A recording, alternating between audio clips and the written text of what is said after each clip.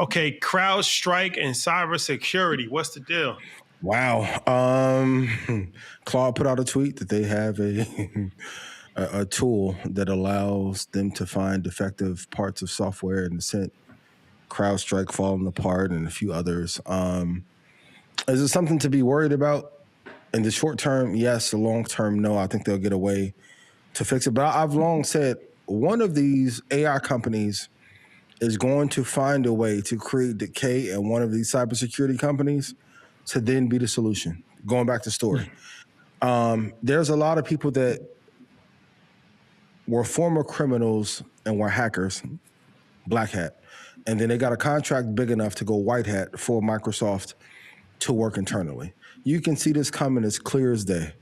And for those of you using OpenClaw, be careful that the information that you don't want integrated into OpenClaw is off the Mac Mini that you're using, and you don't give it full access to everything, like your iMessages and like that lady did at Meta. But I think it's a genius way to get market share in the industry. And it goes back to the fear point.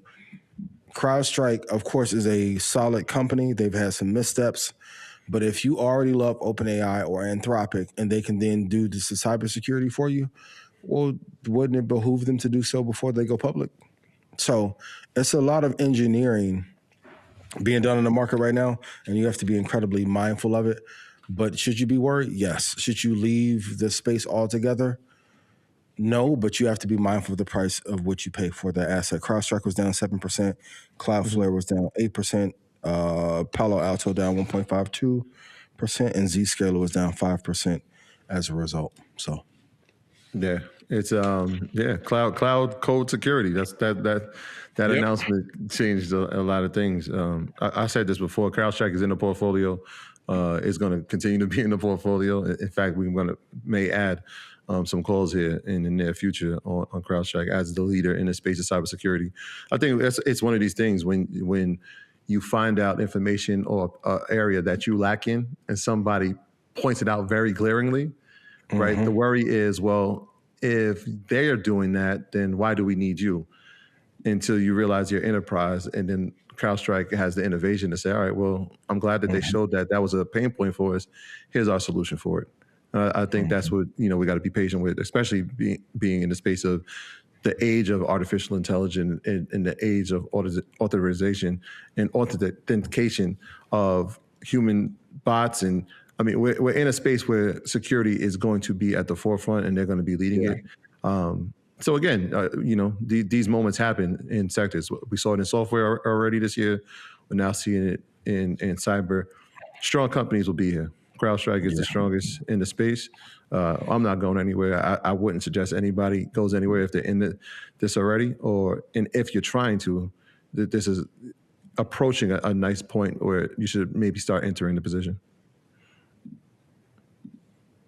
But now not the time for you to be in weak companies. If Claude Code sending this sector flying down, it tells you the weakness in the market and how much fear that is currently there. So be mindful. How many jobs get replaced if this actually pans out? A ton. How many contracts get replaced? Who gets that business? Does Claude now come into the space with its major mega cap partners, Amazon, Microsoft? What do those contracts look like if they start, right? I don't know if CrowdStrike is the company that gets taken down, but those lesser tier ones that are not number 1 and 2 in the space, they're smacked. They're gonna get beat up a little bit. All right, let's go to some audience questions, if we can. I know one that has been mentioned a few times. They said that is now the time to drop the bag on Nvidia.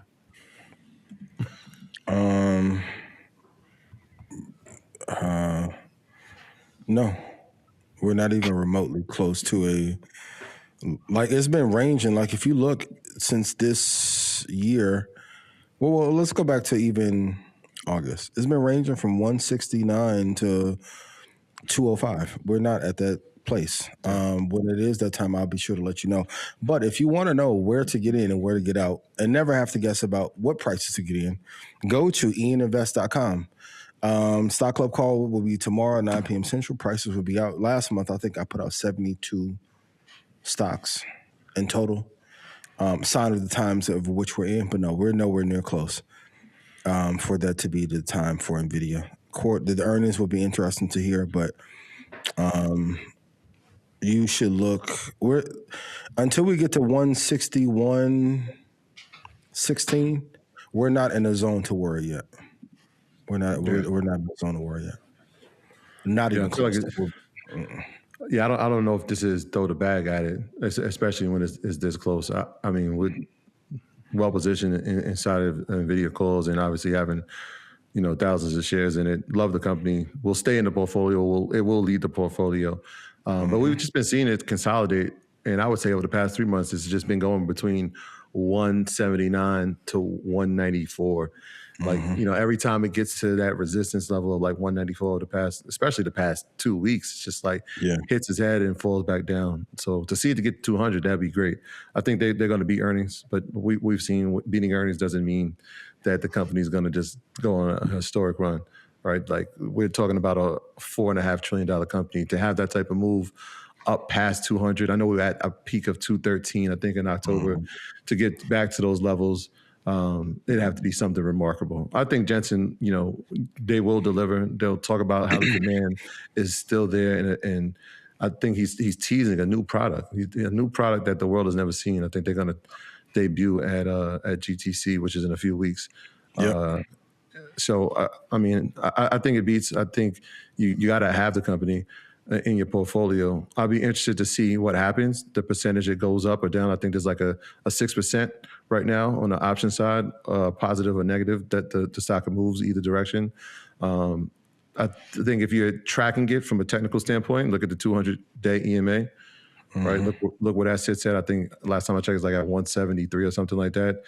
If it starts to pull back, what happens when it hits that support level? Does it go lower? If not, I think it gets to that number that Ian's talking about. That's when we might start saying, all right, well, we got some calls here. Let's add some more long term. At this point, if you're sitting in 26 with 26 calls, I'm hoping that you got some 27s. And if you got some 27s, maybe you go out to some 28s. That's always been the strategy, right? Like, just rinse and repeat this thing. So, big on Nvidia. I'm looking forward to it.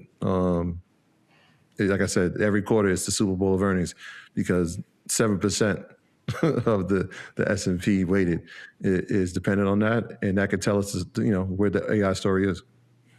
But if they're the only one who's up, it tells you how fragile the market is too. So if they're the only ones that's up, shouldn't they be? If the demand, right? Yeah, but it's like only having one person on your team that can get a bucket out of 7. That's not a good sign. Everyone's waiting for the ball to drop, and that's when the great buys will come in. I saw somebody put in the comments, is now the time to buy Novo off generational or multi-year lows. Buying Novo right now is like investing in a rapper that just got shot that's about to die with no album in the tuck. No, leave it alone. Leave it alone. Yeah, now it's not the time to gamble. And also, too, if we don't have quantitative easing, and that's what made a lot of tech float up in perpetuity, there's no reason to gamble right now. You have to invest in quality companies. There are no easy wins right now. None. Microsoft has dropped. Okay. From its all-time high, how much is Microsoft down? Please put in chat. And that's my baby, with great structure, great innovation. It went from 555 to 384.47. This is not the time to invest in something new. Now, if you can hold Novo for 15 years and they finally get a bump because of some island pirates, go there and invest in another category, and maybe they get an upswing in 4 years or 6 years, maybe. But no, they're not touching Lilly at all, or Amgen.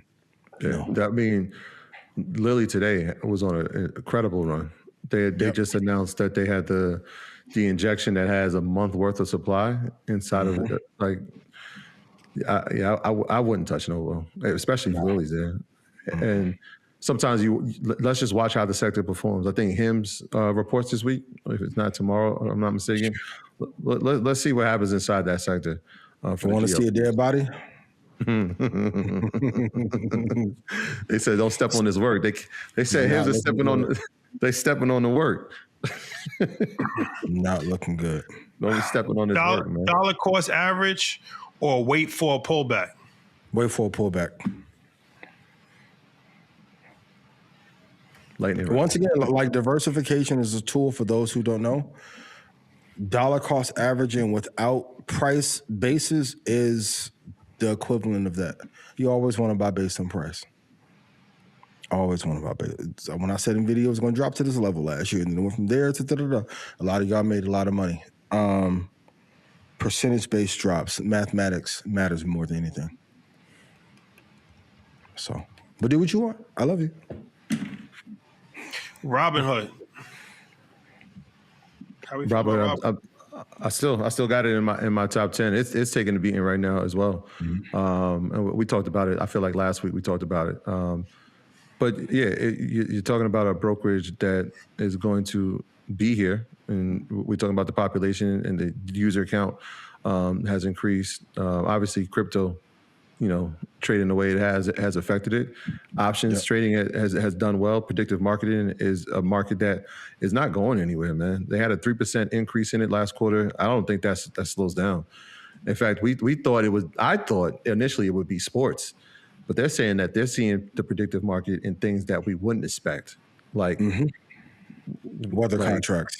Like the most random things. Like, are tariffs going to be more than 15%? Like they're seeing big wages on that. And so, you can do that every day. Every day. There's something.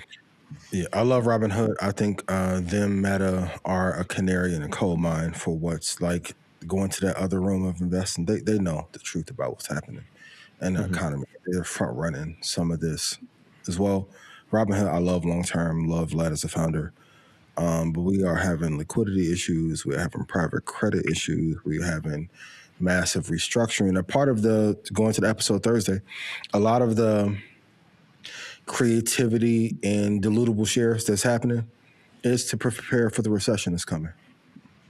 I know some of y'all that are leaning towards a certain political party may not like my take on tariffs, but the one thing that you can't argue with is that debt to GDP ratio going through the roof. Where's Doge? Elon got his money. Where's Doge though? They don't exist. And Biden was bad too. We've had bad leadership for a long time. Like I said, in my lifetime, I can probably name 2 good presidents. I never thought I would want to see George W. Bush come out of retirement to replace the candidates. No, we can't. Replace Bush is a better president. You're saying replace the person who's here now? We wouldn't. You said Bush was a better president? Am I wrong? Bush arguably the worst president in American history. He got the dime dropped on him, if we're going to be honest about it. He got screwed by Rumsfeld, the housing thing he didn't call like. No, he's not I don't think he's a bad person. I think he's incompetent. Incompetency can be worse than evil. Worse than Trump? Incompetency can be worse than evil. Because you could be an evil genius and still actually have some level of productivity, even though your overall thought process is to create chaos and to be an agent of destruction.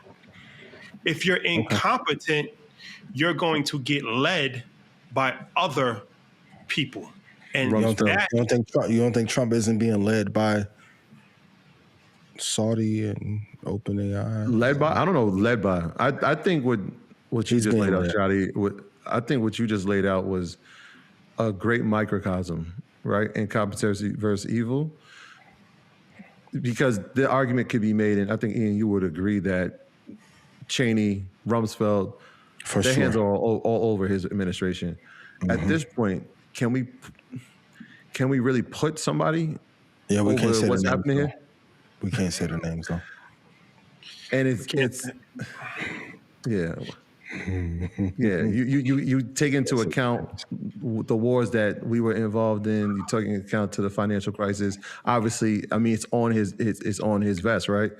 The crazy thing about it is that I said Elon was like very similar to Kanye, and he was similar to Rumsfeld. Not to cut you off. He's similar to Donald Trump too. If you really want to think about it, because even if you watch 60 Minutes yesterday, we was talking about the South Africa thing when he was talking about the genocide. And they went to South Africa and they were just saying like, I mean, it's a ridiculous claim to make, but they was like, he's getting fed information. Donald Trump learns through information that's being fed to him.